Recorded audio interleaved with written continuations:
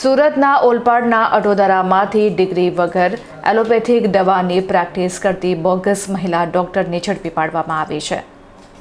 સુરત ગ્રામ્ય વિસ્તારમાં નકલી ડોક્ટરો સામે પોલીસે લાલ આંખ કરી છે. ઓલપાડ પોલીસ સ્ટેશનની ટીમે બાતમીના આધારે કાર્યવાહી કરીને અટોદરા વિસ્તારમાંથી કોઈપણ માન્ય મેડિકલ ડિગ્રી વગર એલોપેથિક હોસ્પિટલ ચલાવતી એક બોગસ મહિલા ડોક્ટરને રંગે હાથ ઝડપી પાડી કાયદેસરની કાર્યવાહી હાથ ધરી છે.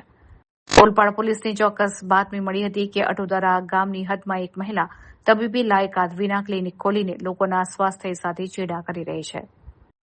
આ બાતમીના આધારે પોલીસે ઓચિંતી રેડ પાડી હતી. તપાસ દરમિયાન ત્યાં હાજર મહિલા પોતાની કોઈ માન્ય ડિગ્રી કે તબીબી પ્રેક્ટિસ માટેનું રજીસ્ટ્રેશન રજૂ કરી શકી ન હતી.